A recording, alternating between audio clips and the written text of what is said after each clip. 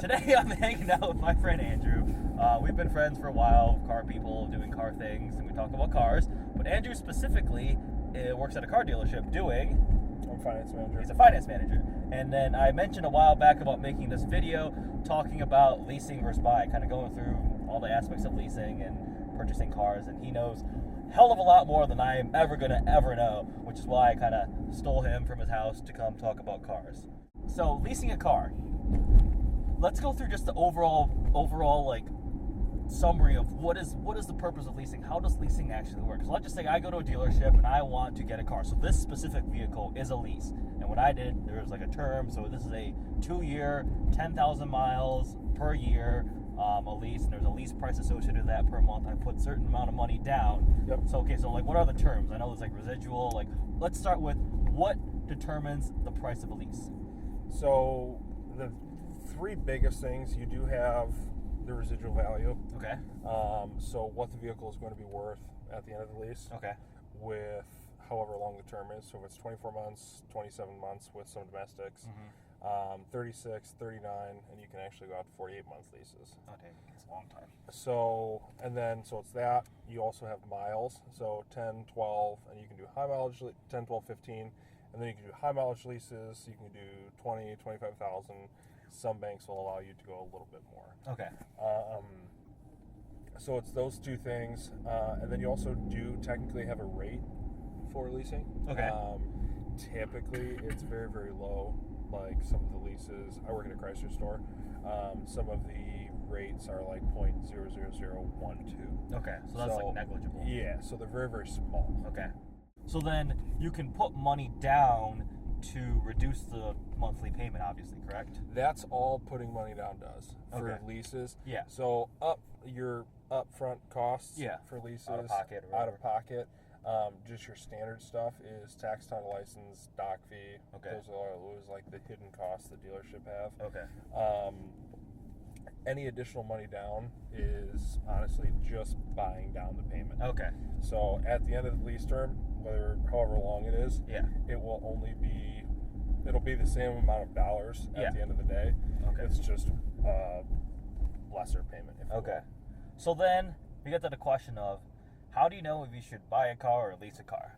Like, what are benefits and downsides of either direction? So you do have the saying, you buy what appreciates and you lease what depreciates. Okay. Obviously, cars are depreciating assets. Yes. With that being said, anything normal, if you will. Normal, like normal cars. So normal cars. Yeah. So a Chevy Cruze, a Chrysler 200, a Jeep Patriot, which you can get for very cheap. Yeah, you guys tried to make me buy at least one. That was annoying. So all of those things are very, those normal cars are the vehicles that you should be leasing. Okay. So if you lease let's just say a $20,000 Chevy Cruze. Yeah. If you put 40,000 miles on it in 2 years, you're going to lose a lot of money. Yeah. So you lease that vehicle and you let the bank take a hit, if there is one, on the depreciation.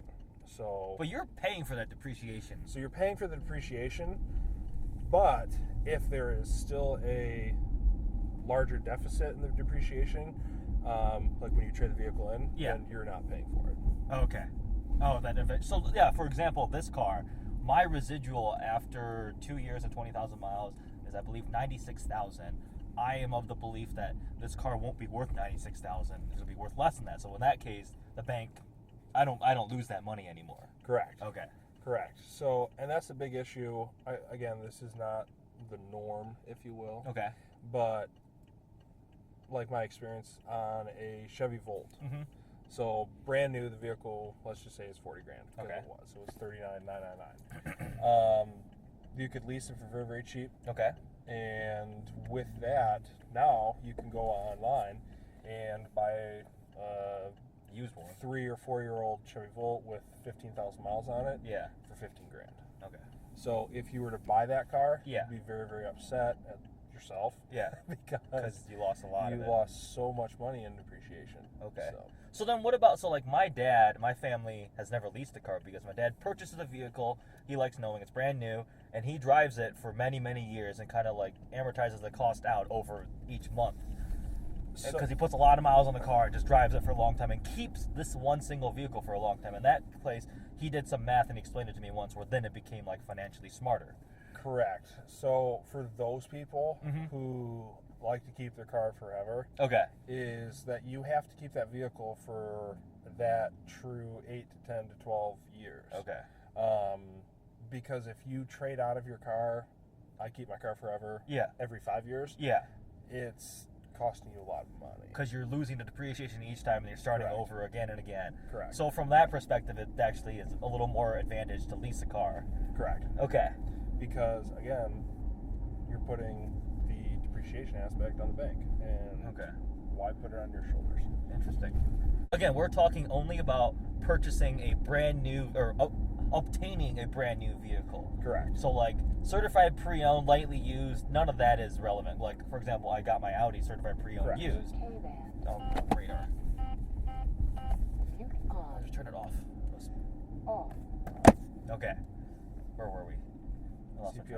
CPS. So I purchased my Audi certified pre-owned, so it already took a depreciation hit. So from that perspective, it makes a lot of sense. It's a better deal. Correct. So for purchasing or obtaining ownership, like you said, whether it's CPOV or brand new, for CPOV, you're definitely going to, because, I mean, the saying, or people always say, you know, if you buy a brand new car, you take it off a lot, you lose 10 grand immediately. That's not necessarily true. That's not 100% necessarily true, but it is. I mean, down the road, a couple thousand miles, yes, that is actually quite close.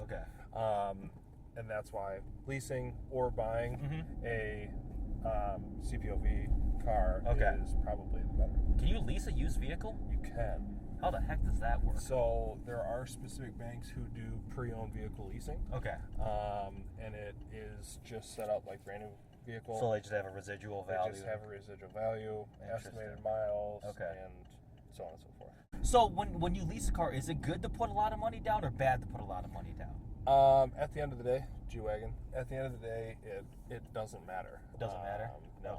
Because weren't you guys saying something about, because if you total the car and you lose, there's no gap? In that aspect, yes. It's an AMG G-Wagon. So you can do prepaid leases. You could have, you know, if this lease sum total was $40,000, let's just say. So you could have wrote a check to the bank for 40 grand. And off it goes. You have the car, no payments, no nothing. For the next 24. So I prepaid my lease payments. So, with that being said, if you were to do so and then total the vehicle in 6 months, none of that money would be coming back. You get $0 back. So it was a very, very expensive 6 months. Gotcha. And it does happen.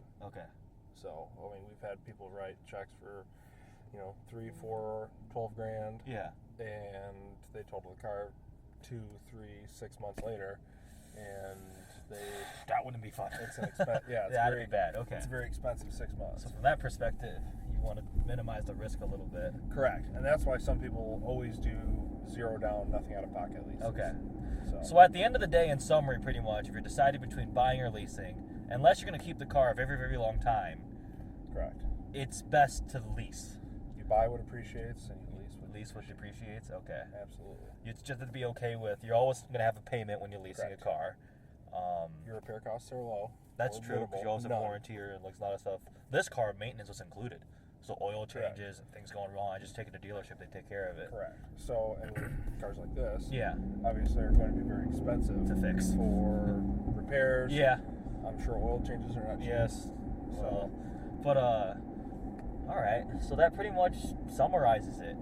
So what's a tip to people going to a dealership? They're going to either buy or lease a car. What are things you should do and not do? Because I know you guys have had many complaints and stories. I get random messages from you and Steve. We have. Complaining about customers doing this and that. I mean, with the knowledge that customers, it's the internet. Which with the knowledge that the internet has given the consumers.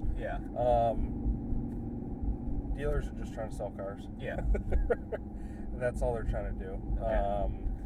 I mean, you can't negotiate the residual Yeah, value that's of the car. one thing you can't. You can't really negotiate the rate. Okay.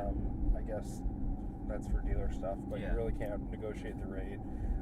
But you can talk down, like, because I remember with this car, originally it had it down 20 grand, and I said, give me another 3 grand down because of a bunch of different reasons. Yep. But that was able to lower my monthly payment by a bit too. Yep. So at the end of the day, the biggest things for leases, Yeah. especially for the consumer, is how many miles am I doing? Yeah. Or how many miles am I allowed? Okay.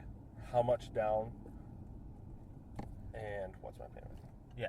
So those are the ones. those are honestly the 3 biggest things that the consumer really needs to know. Okay. So miles, Mm-hmm. payment, Mm-hmm. and money down. Okay. Other than that, like the cap cost reduction, Yeah, that type of. doesn't mean a thing. Okay. It honestly does not. Yeah. So don't even bring that up. Yeah. Okay. It's what's my payment, what's my miles, Yeah. how much money Okay. down. All right. Well, I think that was a decently in-depth coverage of things. Yeah. Let's see. If you have questions, comment. I'll read all the comments, and maybe we do a follow-up video or something. We can do For that. people with specific questions, and if stuff was still not clear because Andy was mumbling about something that wasn't making any sense, or I was asking questions that didn't make any sense. Other than that, hope you guys liked the video. Comment any questions you have. Thanks for watching. Also comment that Andy needs a Camaro Z28. That's happening anyways I still don't believe you. in the next month. Or so. Why do you got the heat on? The heat's not on. It's just AC's not on. Fucking turn on auto. It's on auto. Now you just turn it off. Did you see how it said auto? Turn on auto. It is on auto. You turn it off of auto. Well, auto should have the AC on. It- I you guess- want to go downtown? No. Well, I mean, I guess we're going to somewhere else now. We can go downtown. Which way's downtown? Literally the opposite way that you're going right now. Should I flip a U-turn? No, just keep going. Oh, Just keep going straight. I'll Just have keep to going go straight. through first. That's a nice chair. What you taking home?